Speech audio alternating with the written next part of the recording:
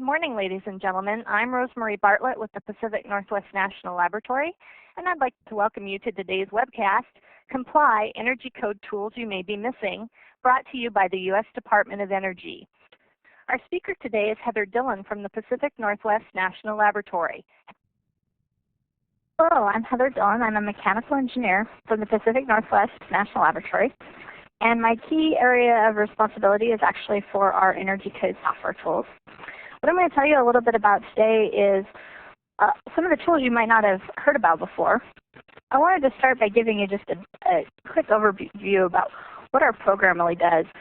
Essentially, we focus on the nation's energy codes and different ways to help states and users interact with those codes. So just to give you an outline of what we're going to talk about today, we wanted to just, for many of our more experienced users of REScheck and COMcheck, we want to just give you a feel for some of the things that you might have missed if you aren't completely reading the newsletter from start to finish every time it comes out. Some of those things include our new plans for AreaCalc, and you won't have seen these because they're actually not completely finished yet, but I wanted to give you a taste of where we're headed. Some of our web-based compliance tools. We also have some online permitting features. Many of you are actually using these already, but if you haven't seen this, this is kind of a neat feature in the software. We also have a new Beyond Code Advisor, and I'm going to just give you a quick walkthrough of that so you can see what it's about if you haven't already experienced it. And also some of the other materials on our website, our self-paced training, our code notes, and also some things that we've just very recently released or haven't been released, and that includes our new COMcheck, the user forum, and our podcast. And I guess the most important thing, if you haven't already sent an email to our tech support system at some point in the past, this is our email address. You can essentially send any question you might have about any of the things I'm going to talk about today to this email address. So any questions, any concerns, any suggestions, all the same address. So we'll go ahead and get started. Just a quick overview of energycodes.gov. Most of you have probably been here to download software, but there's a host of other wonderful things on the website. So I just wanted to give you a feel for the flavor of some of those wonderful bits of information. And all of these things are kind of available from the navigation system in the website, and I'll go through that as I show you the different features. But just a few highlights. We have our videos, software, web-based training, all of these things off the home page. So again, this is just kind of our portal for the program, all the new things that are out there and everything that we have available to you. This is one of the newest features actually related to the website. This has actually been up for, I guess, about a year now. This is what we call our RSS Feed. And essentially, if you're not familiar with RSS, it's kind of a new thing in the digital world. It stands for Really Simple Syndication. All you need is an RSS reader, and it's not as complicated as it sounds. If you already use some sort of web-based homepage, like, for example, Yahoo, Google, toolbars, any of those actually have RSS feeders built in. And so you'll have to, for your specific reader, you'll have to figure out how to add it. But you can add our RSS link. And what we typically post is when new things become available on our website, news releases, things of that nature. It's a nice way to keep up to date on what's going on the website and with the program in general without having, it's a very passive system. There's not a ton of burden on you. And also it's updated more frequently than our newsletters. So if you want just up-to-the-minute updates, this is a good thing to be aware of. And with that, I guess I'm just going to walk you through some of the things that you may not have been aware of related to our compliance tools. So when we talk about compliance tools, we're talking about REScheck and COMcheck. If you have used one but not the other, they're essentially simple tools for demonstrating energy code compliance. And I wanted to make you aware of some of the, I guess, different approaches that we have. The prescriptive approach is available in most of the energy codes. It's typically the simplest, fastest, easiest way. And we actually do have tools for this that you may or may not have run across. Many states are familiar with the prescriptive tables and printed guides, but we also have the package generators, and these are web-based, so I'm going to show you a more detailed demonstration of these as we go through the presentation today. And we also have the trade-off approach, and these are the tools you're probably more familiar with. Here we have the REScheck tools and the COMcheck tools. And what you may not have seen or may not have played with are the web-based tools for each of these. So this is an online system that you might not have seen before. so we're just going to talk about these in a little more detail. How would you go about finding some of the tools? Well, our software is pretty clearly highlighted on the home page of our website. In this case, I've circled REScheck and COMcheck, so you can see where you might go about downloading them. Most of you, again, are probably already familiar with REScheck and COMcheck, so we won't spend a ton of time on this. But I thought it might be interesting to you to see what states currently are heavy users of the REScheck tool. And some of these states do it on a per jurisdiction level, so if your state isn't colored, that might be why. And if you are using it in some jurisdiction, we might actually be interested to know. And this is, again, the same map for states that are currently using COMcheck. So this is just from our archive. So what's new in REScheck? Well, if you haven't downloaded a new version recently, you might want to go out and get it. We now have version 4.01 available. And this version of REScheck includes support for the 2006 IECC. So this is pretty anticipated code. Lots of states are headed this way. So if you haven't already gotten yourself this update, you might want to do so. It is not currently supported in the REScheck web version at this time. We're working really hard to get that out there, though, so hopefully soon. And if you're not familiar with the 2006 IECC, there are several changes in the REScheck software that you might want to note, and I've just listed these here. Probably the biggest is the window-wall ratio is different in this code than it ever has been before. And so that makes some of the ways you interact with the REScheck software very different. There's also a new performance-based equipment trade-off.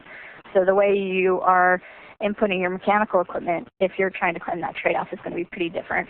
And to go into more detail on these, we're not going to spend the time during this webcast, but there was a webcast done about a month ago, and it's available on our website, and you can download it and watch it at your leisure.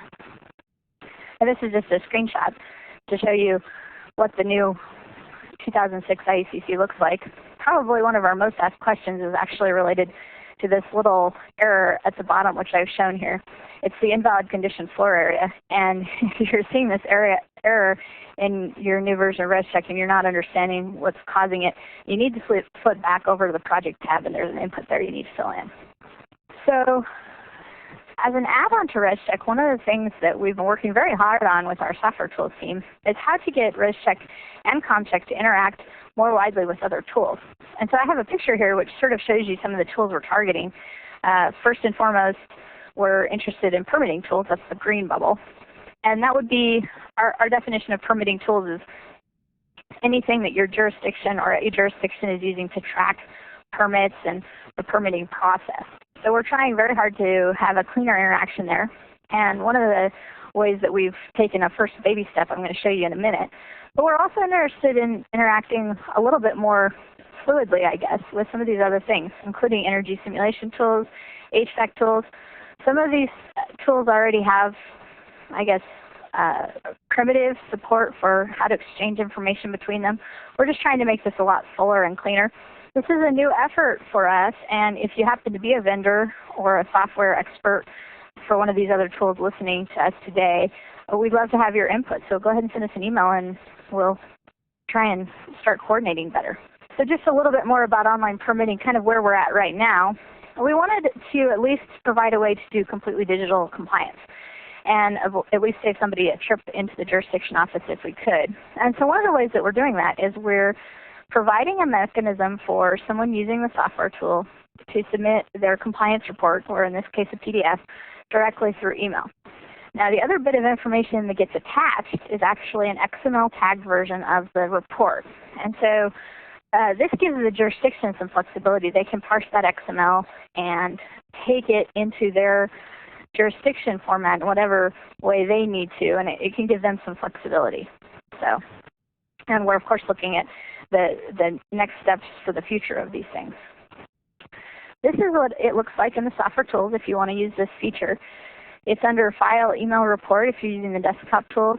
And if you're using the web-based tool, that comes up at the very end of the process, right before you are given the choice to print your compliance report. There's actually, it's kind of subtle, but it's right at the bottom of that screen.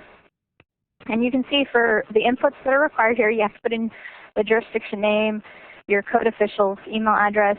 You have to tell them who it's coming from, so that's you, obviously, and also your email address. And then, of course, you have an option to put in some notes, and this goes with the email. Now, this system will automatically send the email to your code official, and what they get is they get not only the PDF version of the report, but they also get that XML file I mentioned that they could do different things with as they needed to. So this is just this is available in all the software tools now, and this is kind of something you might not have run across. It can also be a great way for you to keep track of your files electronically by sending an email to yourself, as it were. So where are we going with this in the future? We're actually really excited about the way technology is allowing us to interact with these a little bit better. Some of our future work that we're hoping to do is we'd like to be able to send these compliance reports to a PDA, so you could hopefully, if you're a code official, pull these up in the field and look at them. We'd also like to integrate our web-based systems a little bit better so that you could make it a two-way process. Right now you can take your compliance information and ship it to your code official, but you can't, for example, start with your code official system and bounce into REScheck or COMcheck. So this is something that we're kind of working on for much farther out, but something we're excited about anyway. So on to a little bit more about the web tools. And if you've already used COMcheck Web and REScheck Web, you'll know quite a bit about these already. Essentially, they're almost a full mirror of the desktop tools. And I have almost in italics because we're not quite there. As I mentioned before, the 2006 IECC is not yet migrated to REScheck Web, and we're also haven't migrated the new 2006 IECC into COMcheck. So we're just a little bit behind on those, but you get almost all the other features. This is a really nice way to go because it does give you access to your files at any location. As long as you have internet access, you'll be able to get to your files. You don't have to download anything. This can actually be really important if you're not an administrator on your computer, and depending on some people's security settings, this may be the case. You also get updates rolled out immediately. You don't have to download a new version because we take care of that because it's hosted on a web server. And it also gives you some nice integration with other online tools. There's some other things missing here, or listed here, that you can kind of browse through. And if you have suggestions for us about, problems you run into with the web tools, we'd be very interested to hear that. So a couple of things that you might not have run across if you are new to the web tools, or even if you've been using them for a while, is we have a new feature that came in last year. And this new feature allows you to download and upload files from your desktop. So essentially you can exchange REScheck and COMcheck files with the desktop tools. So if you've been working on something on your desktop and you want to upload it to allow yourself to access it from other places, you can do that. If you just want to download it to give yourself a backup copy of your web version, you can do that as well. You have to be logged in, and if you're logged into the tool, you'll see it up here in the upper right-hand corner. And this is the download option for your tool, and I'll give you some instructions about how to do that. If you want to upload, you can actually see there's a little load project right here, and it's available other places through the tool. But this is the screen that you would see if you went to load a project. And here you just locate the RCK file on your computer, so you can browse to it, and then you would click Load Project, and it'll give you access to that in the web-based version. If you haven't registered, it is possible to use REScheck Web and COMcheck Web without registering. We do sort of recommend you do for a couple of reasons. It gives you a way to save your files, whereas if you haven't signed in, that could be a problem. So just a recommendation from us.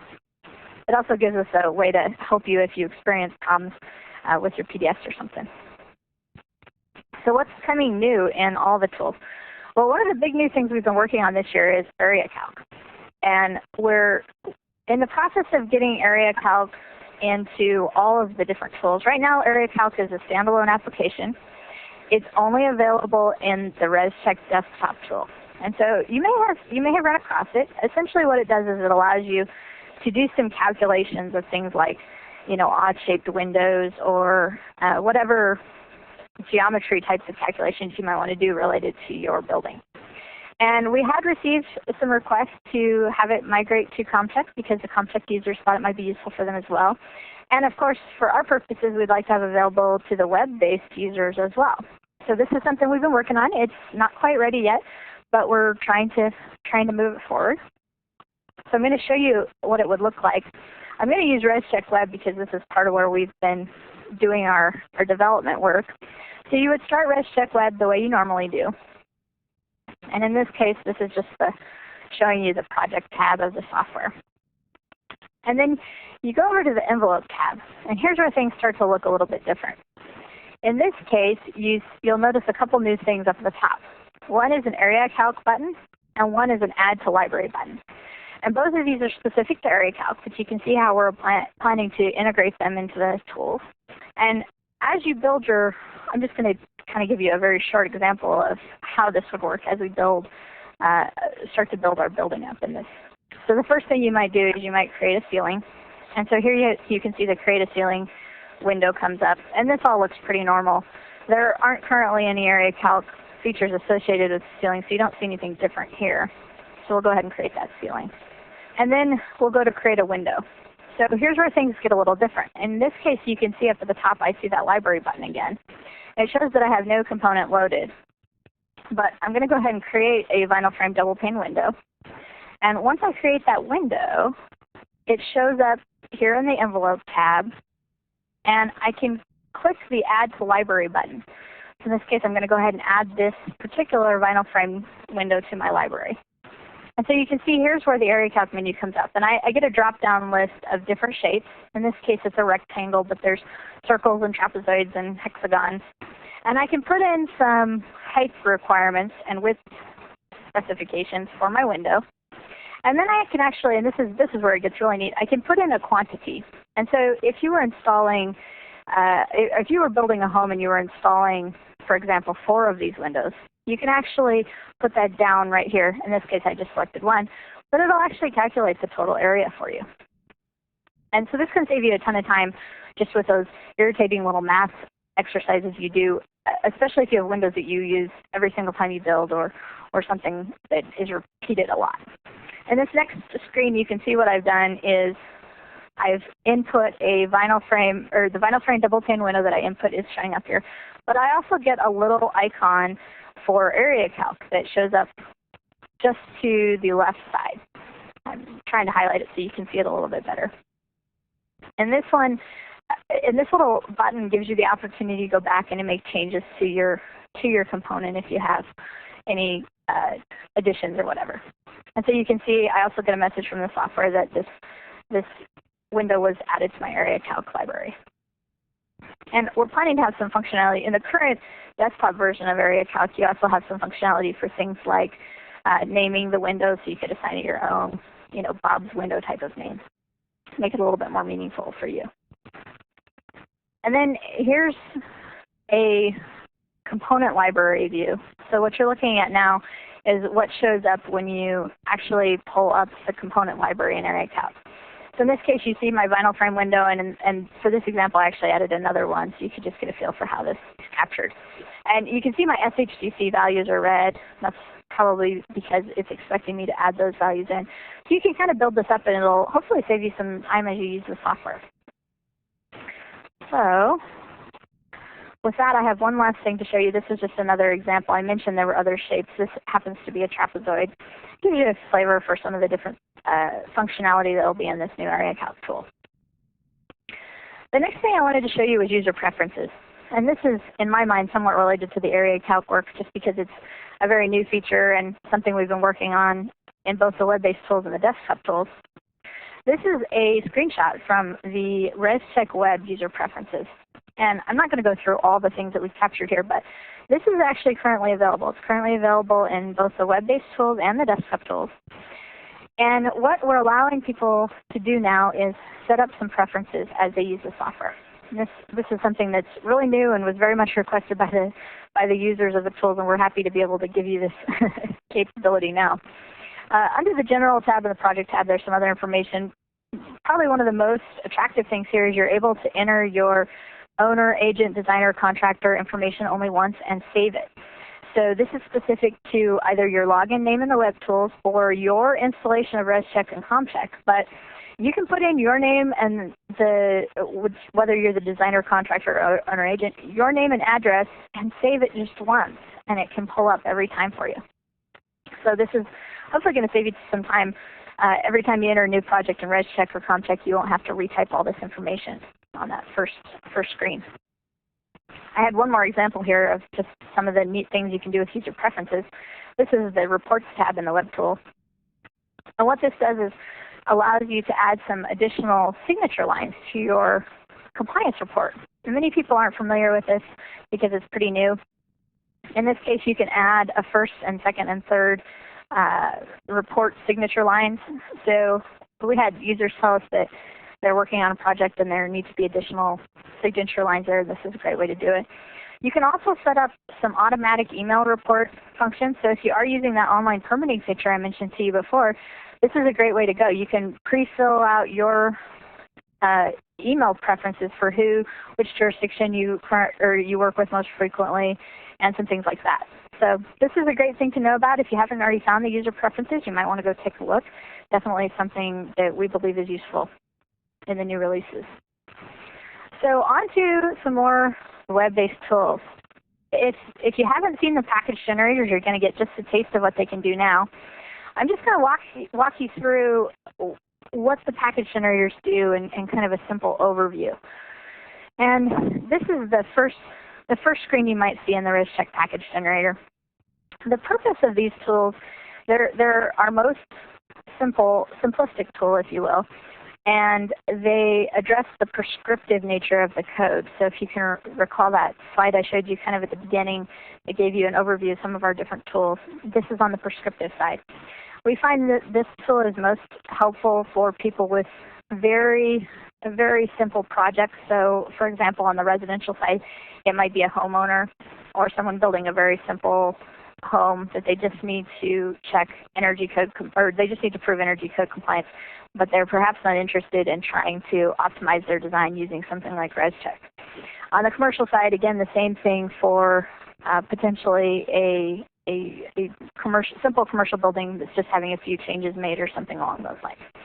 So the first thing you do in the package generators, it's very similar to REScheck. You have an opportunity to select not only your energy code, but your location.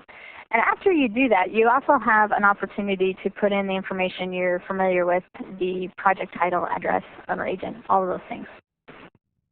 So that just gives you kind of a place to start, which is very familiar to REScheck and COMcheck as well. And you can see I have this little menu bar kind of at the bottom of the screen that's following me through the software tool, so I have a feel for how close I am to completing my project. And in this case, the REScheck package generator asks you to enter either your percentage of the wall area, or you can calculate it. And so here you can see the default is 15% of the wall, or up to 15% of the wall.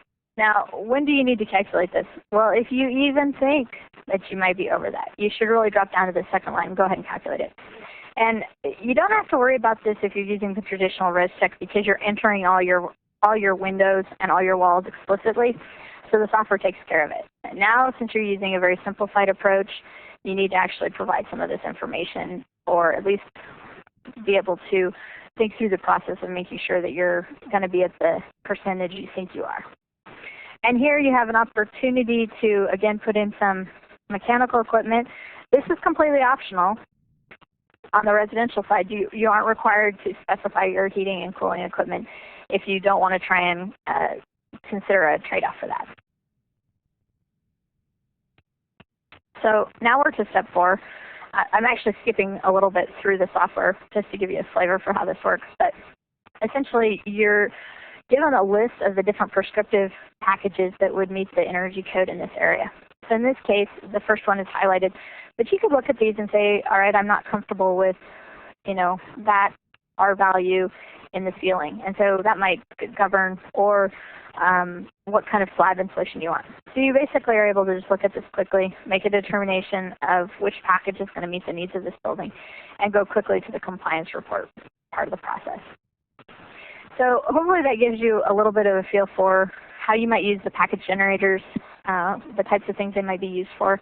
They can be a really good way to you can almost use them as a pre-designed type of a thing, where you're just looking to get ballparks based on some of the components you think you might be entering. So we'll go ahead and move on to our Beyond Code Advisor. This is a new tool that most of you, if you're COMcheck users, have probably seen by this time. And you may or may not have run across it if you're a REScheck user. This is a really neat, interactive, beyond code helper that we've implemented in our newest versions of COMcheck for both the web tool and the desktop tool. And it's smart. As you interact with COMcheck, it will make decisions about what it thinks might be helpful advice for you. And it contains a ton of good information. If you haven't already clicked on one of those, if you're a COMcheck user, you might think about doing so. The ASHRAE Advanced Energy Design Guides were heavily used in the development of the content for this tool, and there's some really great information out there. If you're a commercial designer, you really might want to take a look at those, and even offline. But the COMcheck tool is a good way for you to just get a taste of what's in some of those. So I wanted to show you how this works, and again, those users of COMcheck are probably already familiar with this. This is coming to REScheck soon, though, and so if you're a REScheck user and you're seeing this for the first time, this is something we're planning for release later this year, we hope. So you'll be hopefully getting some helpful advice on the REScheck site as well. And essentially what happens is when you first interact with the software, you get this Beyond Code Advisor window. So you can see it kind of follows you around. Now you actually have the opportunity to close it, and I will tell you that if you find that it's not helpful for you, or if you have a small screen and it's cluttering up your view and you just kind of want to get rid of it, there is an option in the user preferences I showed you before to go ahead and turn this off so it doesn't automatically come up for you. But as we start to put together some components in this building, so you can see here that it would be the creating an incandescent in the lighting tab, and you'll see that the advice here is actually specific to that type of lighting. So you get some information about past ambient lighting, and typically, it's not showing up in this screen, but typically you have a link where you can go get additional information if you're already online. So just another example over on the envelope tab, as you're creating a wall or creating some of these things, if you click on, for example, the exterior wall, it's going to give you some information that it believes is useful and pertinent to that particular component. So we'd love to have any feedback you have on the Beyond Code Advisor. If you're out using it in the field and you think that there's some advice that we missed that you'd love to share with other COMcheck users, send us a note. If you are thinking that the advice that came up wasn't as useful to you as you thought it might have been and have some suggestions for us, we'd love to hear all those things. This is, again, a pretty new feature. And as I mentioned, we're starting to work on the REScheck one, so if you have thoughts for the residential side on things that should be captured in our Beyond Code Advisor, we'd be interested to hear from you. We have some very limited things in our current version of REScheck that you may have noticed that come up in some of the component views, but we're planning to move the REScheck version to a more of an advisor type look and feel like this. So with that, we're going to talk about a few of the other things available on the website. This is just a quick navigational thing to help you find our technical support advice. And in this case, you can see there's actually two different ways to get there.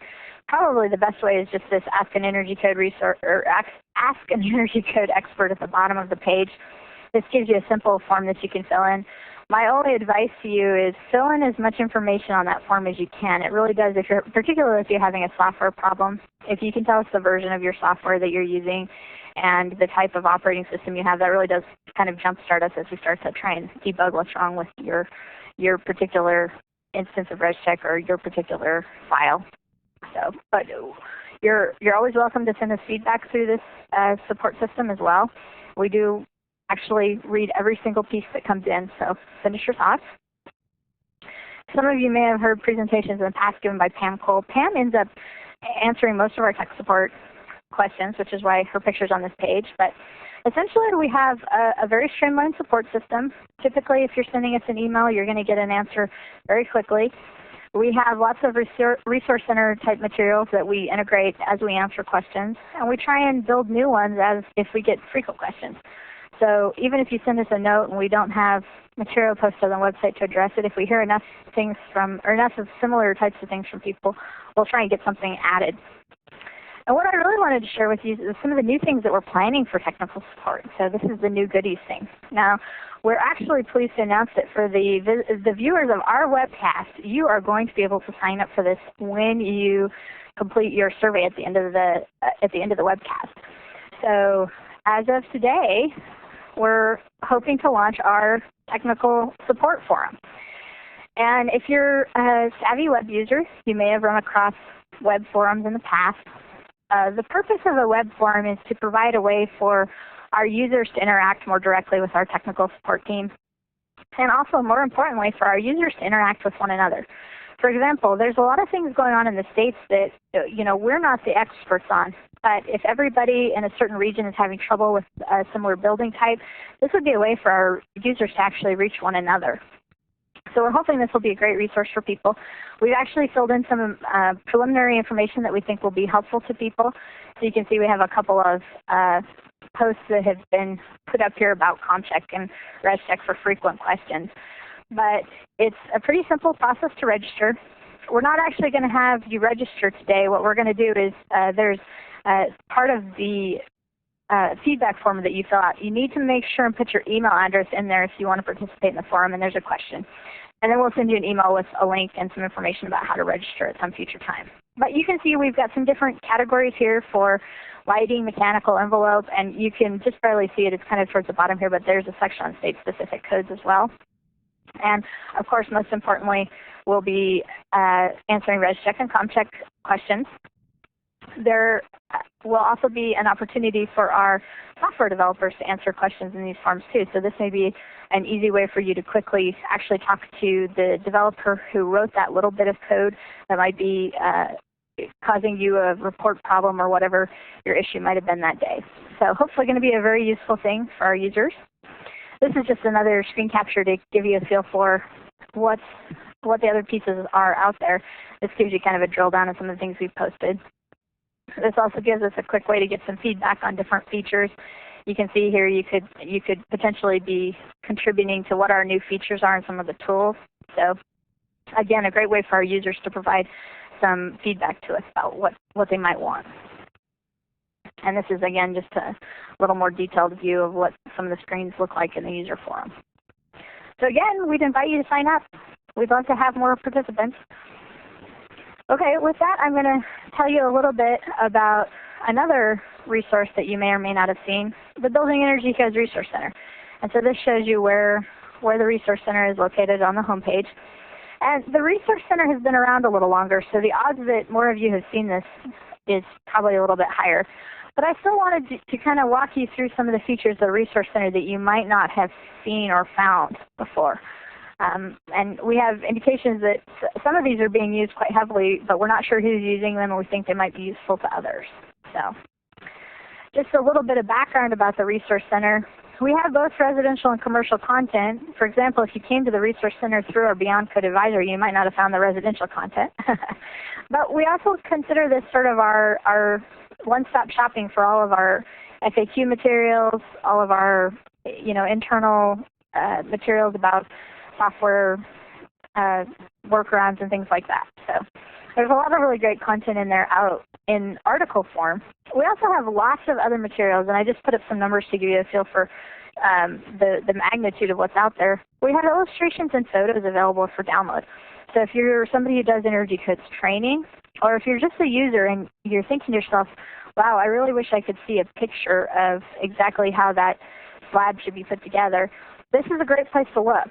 And I'll go into how you can specify your search to make this a little bit more powerful for you.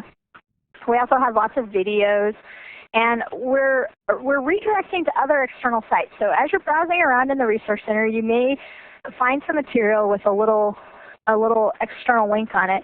And what we've done is we've collected what we believe are some of the most useful things for Energy Code users as far as external materials.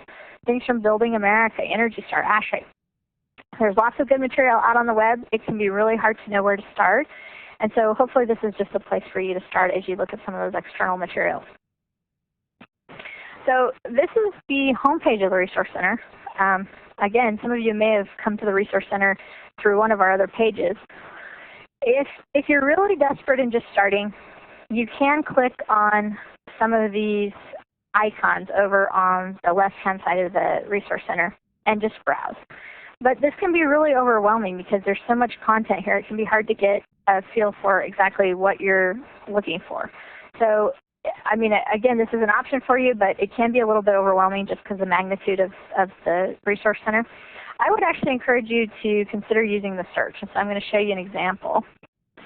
This is actually just linking off the home page, but this is an article that gives you a feel for the types of things that are out here. This is a really popular one because we had lots of questions about the tax credits. So this was just off the home page. A couple things to note about the articles. The first thing is there's related articles over here. Anytime you see one of these related articles with a little box after it, that means it's actually external. So this is going to take you to somebody else's web page with some good information. And you have some choices up here to do two hopefully useful things. You can make a printer-friendly version of the article so you can print it off. And you can also convert it to PDF if it's something that you feel is useful and wanted to kind of save to your own personal hard drive. Just another example of an article that might be useful to you. This is an example of an article that talks about why certain mechanical equipment is not available in REScheck. A lot of people have asked this question of us in the past, and so we had posted this just to give people a feel for what the rationale behind that was. So this is just kind of a taste of all the material that's out there. So now I'm going to show you how to do a search. And up here what I've done is I've specified two things. First of all, I'm putting in my search term. In this case, I wanted something pretty generic, so I'm just going to do a search for commercial. But you could search for insulation, ventilation, anything you can think of. And I've also specified in the drop-down over here the term graphics. So in this case, I only want to look for graphics or images related to commercial. And the results are shown here. You can see I got 166 graphics. So that's a lot less images than what would have been returned if I just hit browse. So already I have narrowed the fields quite a bit. Now it works just like Google. You can actually put in two words up here. So for example, if you wanted commercial lighting, hopefully you would get an even smaller set of results back, and you can really narrow in on the topic that you're interested in. So again, you can also, I'm not going to show you this now, but you can click on each of these graphics and download the high resolution version. So if you're a trainer and you need that higher resolution, that's a good way to quickly find some things. Another example of a search.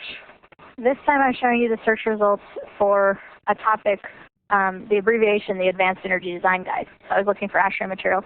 And in this case, I had specified articles.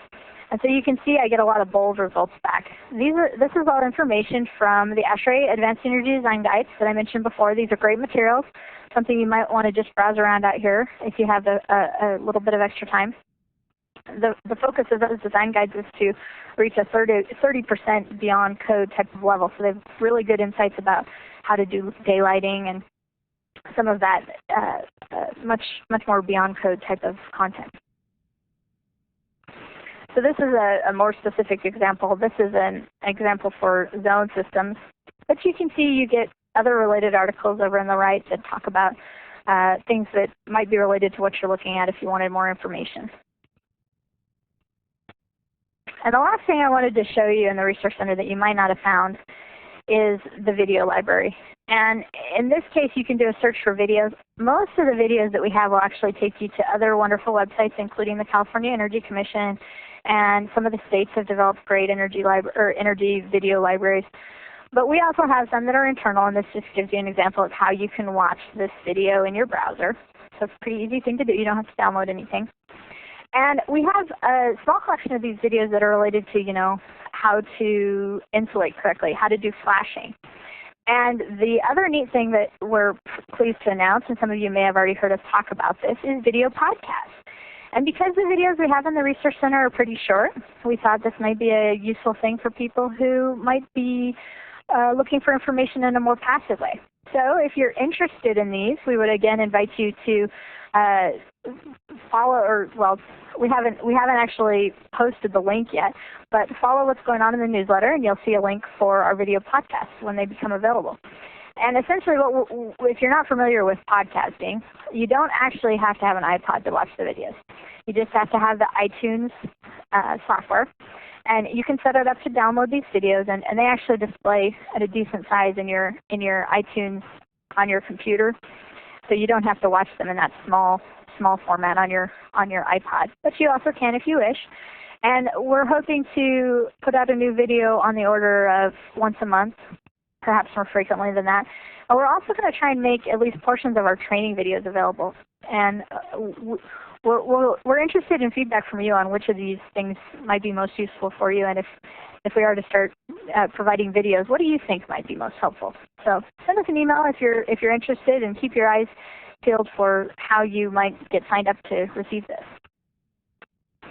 Of course, the best way to stay up to date on everything in the program is our newsletter, Setting the Standard. You heard me mention this a couple times.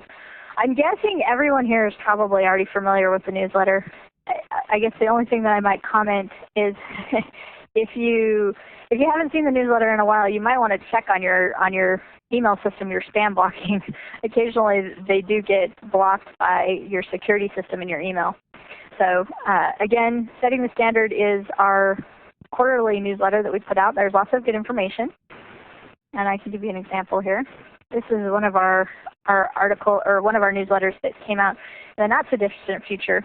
This does kind of give you a feel for what we typically talk about in the newsletter: the software updates, code issues, beyond code information.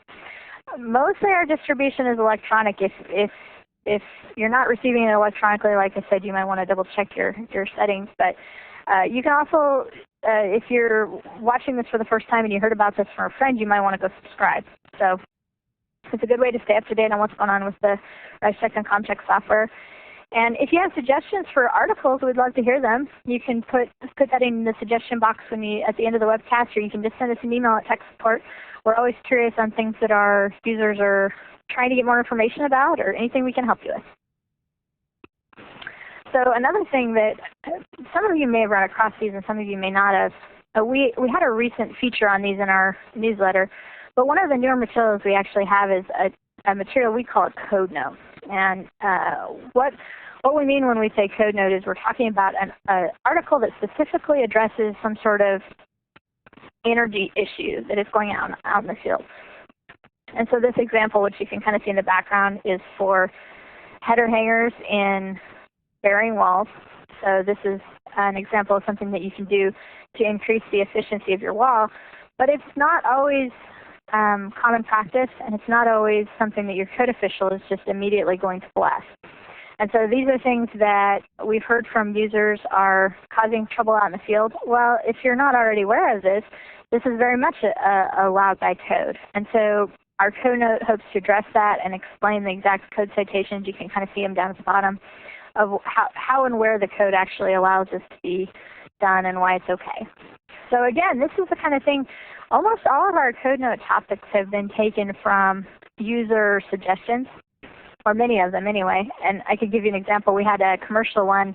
We actually had a code official ask us a question about why the ventilation numbers were different than they might have expected, and it ended up being a great code note and a great resource for you. So if you're interested in these, you can go out to our website. They're in the lower left part of the navigation, and you can look at the ones we have available now. Send us a note if you have a suggestion for a new topic there, or something that's really been causing problems for you out in the field. Okay, just a few more things as we walk through the website. I just wanted to touch on our web-based training, and you're clearly familiar with it because you're participating in a webcast today. But there's a lot of other material out there that you may not be aware of, and we just wanted to help you find it. So we have a couple different types of, I guess, web-based training. The type you're participating today includes a question-answer session, and we have also other types of things, including the presentations available if you're a trainer and you want to make use of some of the materials. Currently, we have a couple things that are recent highlights for these web broadcasts. As I mentioned before, Pam Cole did one on the REScheck for the 2006 IECC recently. It's got a lot of great information about that new feature in REScheck. If you haven't seen it, you might want to go look at it. And you can just watch the video on your computer. We also have a few others. We had an On the Road to the 2009. If you're interested in seeing what might be coming in the code of the future, that's a great one to look at. We have residential requirements of the 2006 and a commercial requirements of the 2006. If you're listening and you're a COMcheck user, you might also be interested to know that the new version of COMcheck was released on Monday with support for the 2006 IECC. So at some point in the not so distant future, there may be a training available on COMcheck for the 2006 IECC, which is the one missing there.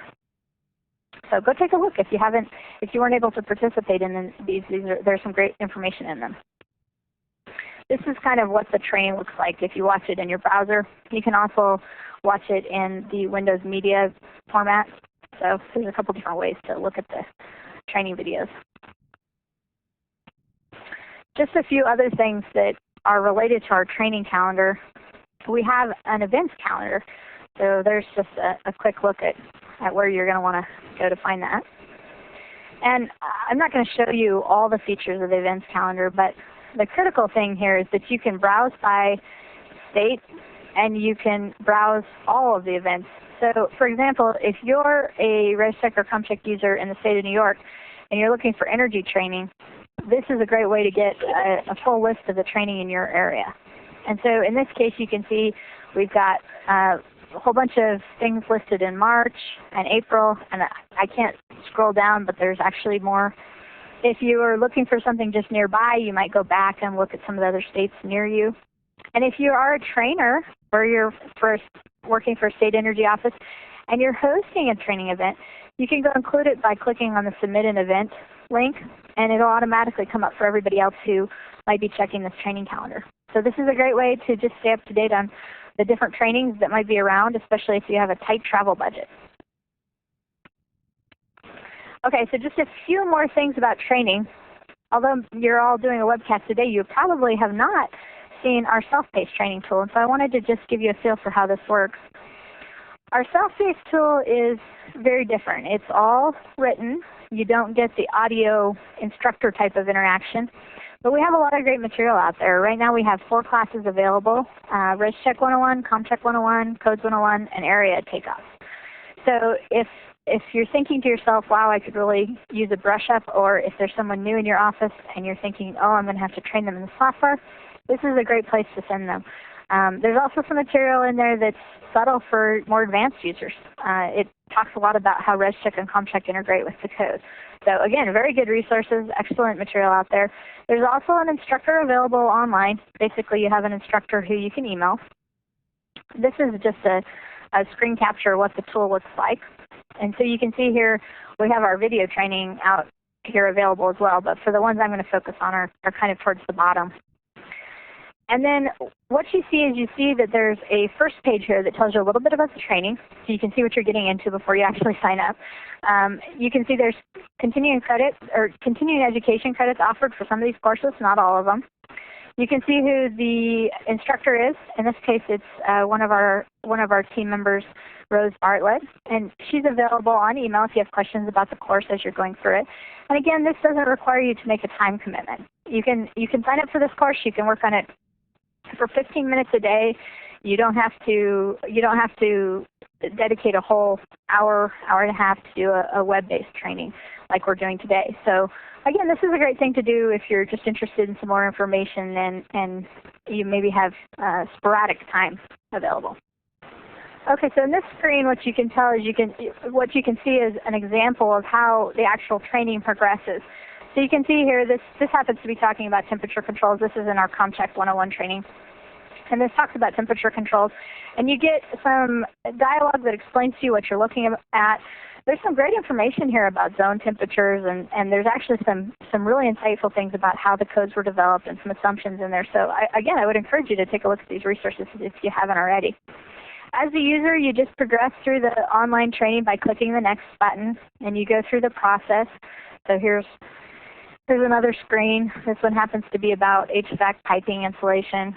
So as I mentioned before, these are great. They tend to be much more detailed than the web-based trainings that you're participating in today, the ones that we do online for only an hour or so.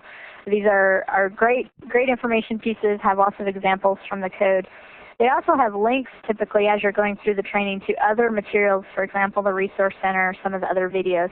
So it can be kind of a guided way to become familiar with more of our training materials. And with that, we're pretty much going to wrap up today. I just wanted you to have a list of key things I wanted you to walk away with from our talk today.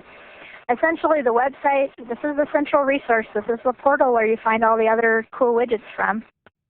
We have available from the website all of our REScheck and COMcheck materials.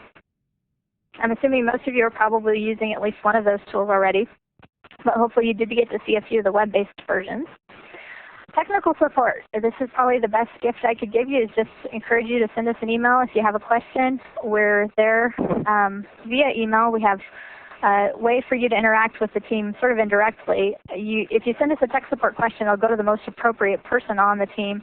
So if you ask us a detailed software question, it might go to the actual person who develops the software. So again, we're looking at all these questions. We're very interested in your feedback. We love to hear from our users.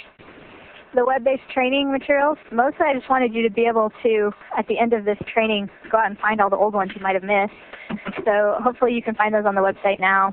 Send us your suggested topics for future trainings. We're really enjoying this web-based training mechanism. It seems to be really useful to reach many, many people. If you have something that you'd like to learn more about related to energy codes, send us a note. We'd love to hear from you. And of course, some of our other materials like the Resource Center and Setting the Standard. If you're not already familiar with these, it's something that you might want to spend a few minutes thinking about or poking around in if you have time. There's also in the Resource Center, I didn't mention it while I was showing the screen captures, but there's a link at the top of the Resource Center to ask a question. And that's just another way to reach our technical support system and our email system basically through the back end. So if you're reading a Resource Center article and you think to yourself, this is really great, this is helpful, I'd like to see more of this, you can just quickly click that Ask a Question link in the Resource Center. So just a quick overview. When we talk to our users, we find there's probably at least one of these things that they may not have been aware of before this webcast. So we're just hoping to help you find more materials that can be useful to you. Thanks very much, Heather. We'd like to thank all of you for participating in today's webcast, brought to you by the U.S. Department of Energy's Building Energy Codes program.